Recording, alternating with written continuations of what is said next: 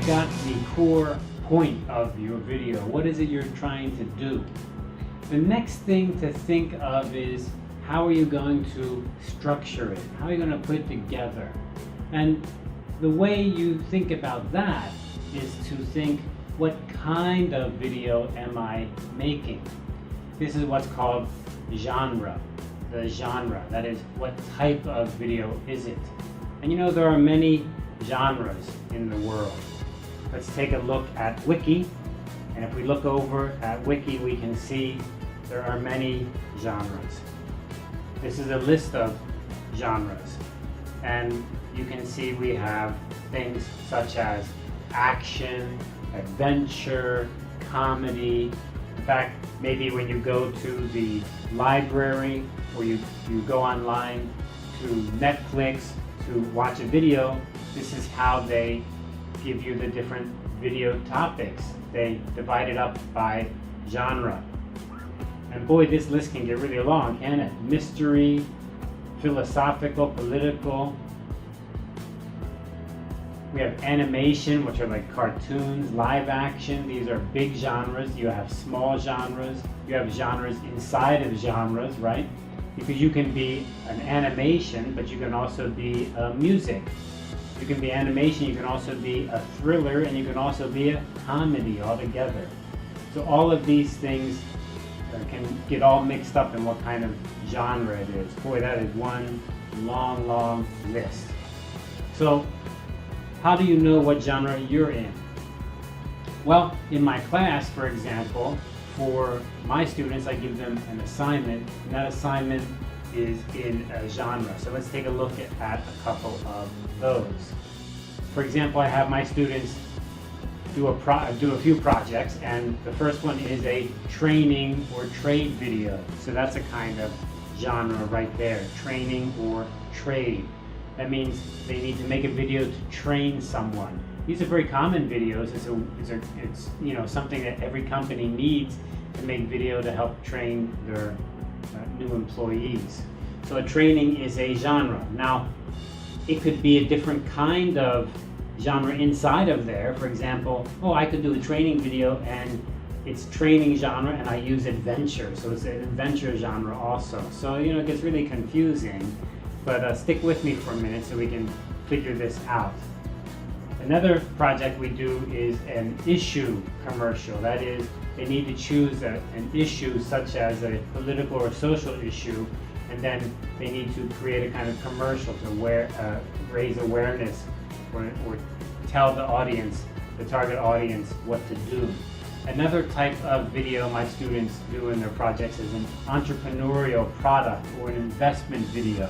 Maybe you've seen these online for Kickstarter or Indiegogo, where people are trying to raise money to create a product or make a new product. And so they make a video for that product. It's a kind of promotional, entrepreneurial kind of video. And of course, another one is the PSA, which is called Public Service Announcement.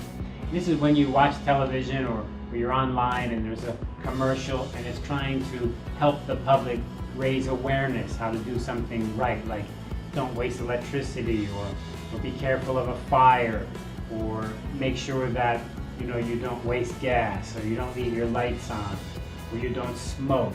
These are public service announcements, or PSA. So those are the genres I assign in class, and those are very clear-cut genres. But then how you execute them inside can include another genre inside. And we're going to see examples from my students in later videos to see how they execute that. You could use humor, you could use action, you could use a kind of music video genre. There are many approaches. So how can you use this to get started? If your teacher hasn't told you you must make a PSA genre, how do you get started? Well, the reason this is helpful is once you have your idea, your goal, then what you can do is you can think, now what genre do I want to make this in? And then you can go find videos that use that genre and see, what do they do? How do they do it? So if you're going to use a PSA, public service announcement, in that genre, or a training video in that genre, I can go watch some PSAs, or I can go watch some training videos.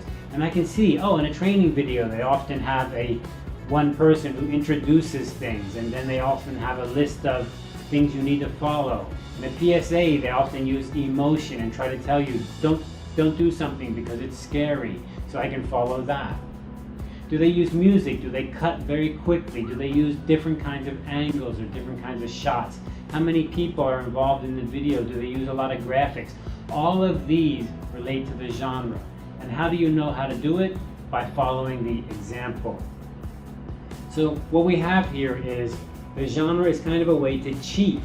Once you think, my video is going to be in this genre, comedy, now you can go watch comedy videos.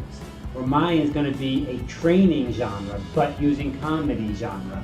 And I can go try to find some training videos that use comedy. And I can copy what they've done. I can follow what they've done. It's a great way to save trouble and get a head start on things, rather than you just make things up. And then if you make things up, different parts of your videos coming out different, and you'll get discouraged easily. So genre is a way to cheat, I shouldn't say cheat, shortcut.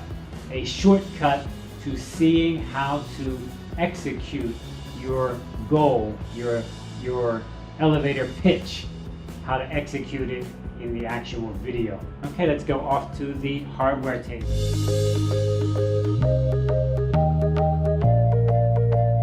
Okay, we're at the hardware table, and what are we looking at today? Well, what's the thing I've been talking about in hardware a lot? That's the sound, right? The microphone. We've talked about the sound in, we've talked about listening to the sound, monitoring the sound. But you know, one thing we've kind of skipped over, and we've said, hey, you can get this really good stuff like a shotgun mic on top of your SLR camera, or maybe you can have a nice microphone that someone can hold and you have an XLR connection. But you know, it's very possible that you may be in a situation where the camera you're using doesn't have any way to get the sound in. For example, I have my Android phone. I only have a mini USB there. How am I going to get a micro USB actually? How am I going to get sound in? Well, I could buy an adapter, but maybe my phone doesn't have that kind of adapter, or maybe it's too expensive and I don't want to spend the money. Or maybe I want to make videos more than just once, so I would like to have a solution that can work for different phones, different cameras. Well, here's what you can do. You can buy a recorder and record the sound separately from your video. That's an interesting idea. You don't actually need to have the sound go into the camera. Now, of course, it helps because it saves a lot of trouble. But you could record the video and record the sound separately. Then when you put it onto your computer, you just put the sound together. You've seen in the movies where they have the big board and they say, action! And they use that clapper. Action! Chick! What does that do? That's because they're recording the video and the sound separately. And by seeing the video and when the clapper closes, and then on the sound you can hear the chink, you can hear the close. Then on the video editor you can align those two together. Sometimes you don't have a clapper. I don't have one here today. But people often do what? They say, ready, action. And by doing this, on the video you can see your hands and you can hear the sound on the audio and you can line them up in your editor. That's a great way to do it. Now, what's the advantage of having an external recorder? Here's an example of an external recorder here. There are many different brands. You can get them from Sony, Panasonic. This one is Zoom. Now, you may say, well, I don't really need that because you know what? I could use one phone to record the video and I can use another phone to record the audio, couldn't I? And sometimes you'll see people doing this, even news people sometimes on the news. You'll see them holding their phone up to the person they're interviewing because they're recording the sound. So they'll be doing this, talking like this into the phone. Well, that's not a great idea, because I can tell you the microphone quality on these machines is really bad. Even if you're holding it up here, it's terrible. Not to mention if you're holding a little bit further away, really, really horrible. That's not going to work too good. So let's look at a better solution that you could use over time if you needed it. And that's a portable recorder like this. Now, a recorder like this has some advantages. The big advantage right away you can see are the microphones. These are very good, high quality microphones. These are 2 microphones, so you can record in stereo. Even the way the microphones are positioned, which to you may look, hey, this is really funny, right? Looks kind of strange. The reason for that is they can capture sound from different directions and try to cancel out noise and interference. So just the design is very professional. Now, how do you get sound in? Well, those microphones.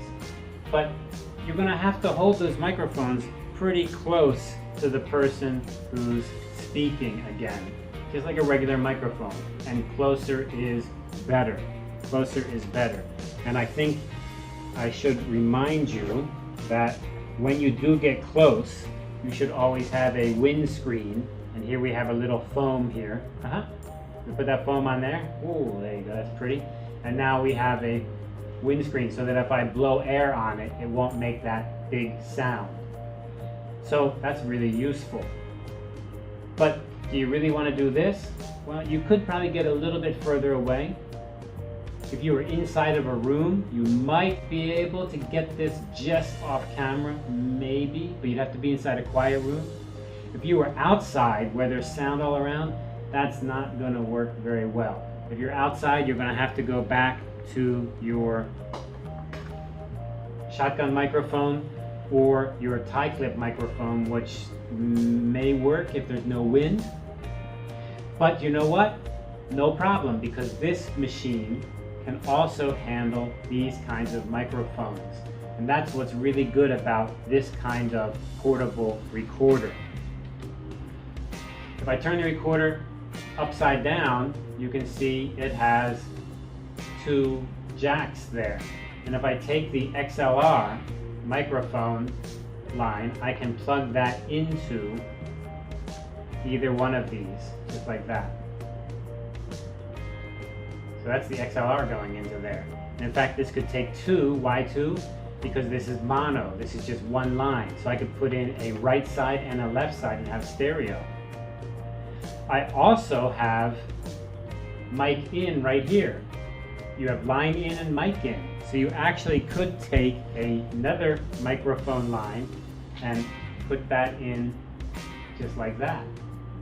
You could have a tie clip mic on a long line and you put it in here. Or you could also be using your remote wireless microphone and plug it into here. So this kind of machine is great. You can put any mic in it. And it's really useful because in the future, you can use this with any other camera. So you can have 2 or 3 cameras, you can have phone cameras, have any kind of camera, and you just do your audio recording on this. And it's going to sound as good as your mic is. If you have a good mic, it'll sound great. And it has its own mics, which do sound great. So that's a win-win situation, really good. Now, the only downside is that these are not always cheap. They're not super expensive. You can get pretty good prices, and there are different models from different companies. But that is one solution you can have, and then you don't need to worry about plugging into your camera, fitting it into your camera. Another thing you can have is, this can be another person uses this while you're manipulating the camera. So I'm the cameraman, and somebody else is going to be the sound man. That is a great way to do your production because the sound person can just pay attention to the sound. And remember, they're also going to put on their headphones and they're going to listen to the sound that's coming into this machine, and it has a monitoring jack right here. Yep, headphones, it says so right there. I can plug those in and I could go ahead and listen to the sound that's coming in. So that's really maximizing the situation. The only downside is a little bit pricey, and also you need to put it into your editor, and then you need to line up the sound and the picture. All right? One more time, I'm on the sound again. I'm just going to repeat myself. Sound is more important than video. Picture takes a back seat to that audio. You really need the good quality audio to keep your audience's attention. Good luck on your audio recording.